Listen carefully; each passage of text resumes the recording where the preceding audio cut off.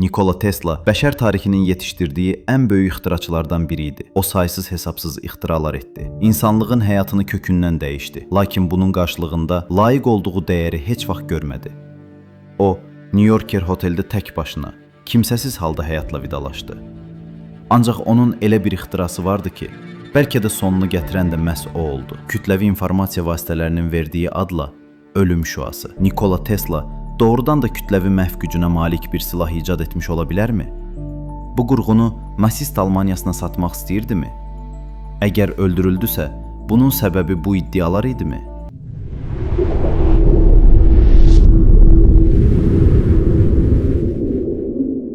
Bu video silsiləsində Nikola Tesla'nın möhtəşəm ixtiralarını araşdıracağıq. Onun məşhur fotosunun gerçək olub olmadığını, ölüm şüası deyilən bir qurğu hazırlayıb hazırlamadığını sorğulayacağıq.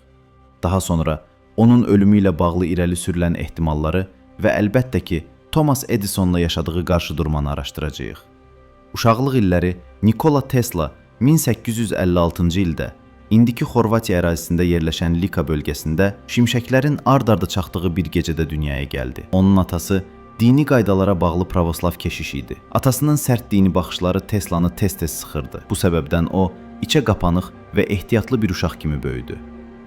Riyaziyyatda misilsiz bacarığı var idi. Atası onun gələcəkdə rahib olacağına and içmişdi.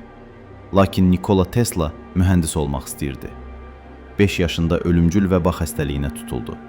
Təxminən 1 il müalicə aldı və həkimlər onun yaşamaq ehtimalının az olduğunu deyirdilər. Lakin balaca Tesla möcüzəvi şəkildə sağaldı. Bu xəstəlik onun həyat yolunu dəyişdi.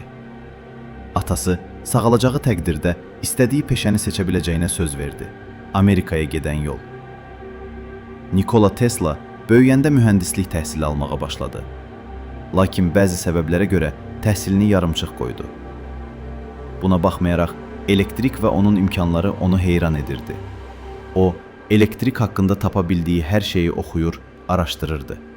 Bu araşdırmalar onu sonradan Amerikanın ən tanınmış ixtiraçılarından birinə çevirəcəkdi. 1884-cü ildə Nikola Tesla Avstriya-Macaristan imperiyasından bir gəmi ilə Amerikaya yola düşdü. O zaman Tesla 28 yaşında gənc bir mühəndis idi. Amerikaya gəlməsinin səbəbi elektriki işıq mənbəyinə çevirən Thomas Edison idi. Tesla, Edison'un gördüyü işlərdən çox təsirlənmişdi. O dövrdə insanlar hələ də şam və qaz lampalarından istifadə edirdilər. Edison lampanı istehsal edib satırdı.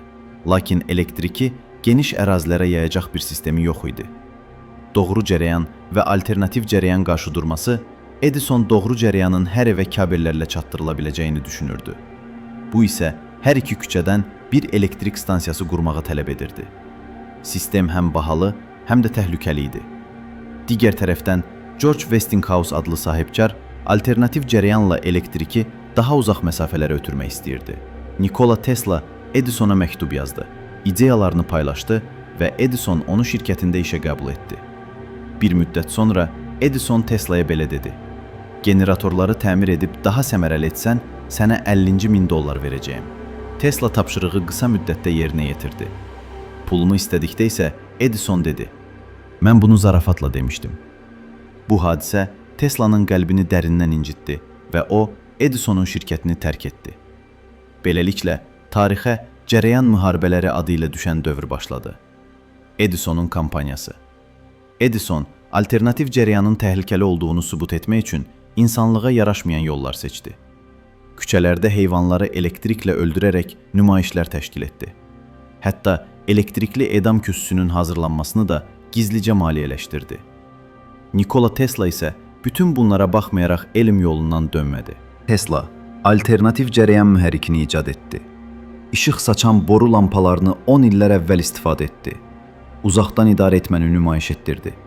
Kabellər olmadan elektrik ötürülməsini sübut etdi. Colorado Springs şəhərində apardığı sınaqlarla kabellərsiz lampalar yandırdı. Yer üzərində elektrik qığılcımları yaratdı. Yer kürəsinin elektrik ötürücü xüsusiyyətə malik olduğunu ortaya qoydu.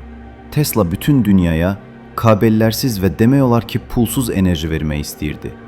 Bu fikir dövrün varlı adamları üçün böyük iqtisadi təhlükə idi. Maliyyə dəstəyi dayandırıldı, güllə dağıdıldı. Tesla tək buraxıldı. Media onun ideyasına qəsdən ölüm şüası adı verdi. Halbuki Tesla bunu müdafiə məqsədli bir qurğu kimi düşünürdü. 7 yanvar 1943-cü il. Nikola Tesla New Yorker oteldə borclar içində və tənha halda dünyasını dəyişdi. Cəsədi bir həftə sonra tapıldı. Bundan dərhal sonra Federal Təhqiqat Bürosu onun otağına daxil oldu və bütün sənədləri götürdü. Şayələr yayıldı. Nikola Tesla müharibəyə qarşı bir insan idi. O pul üçün deyil, insanlıq üçün çalışdı. İnsanı yaşadan daşdan heykəllər deyil, fikirlərdir. Onun qoyub getdiyi fikirlər bu gün yaşadığımız dünyanın təməlidir. Bəlkə də bu dünya Tesla'nın xəyal etdiyi gələcəyin ilk addımı idi.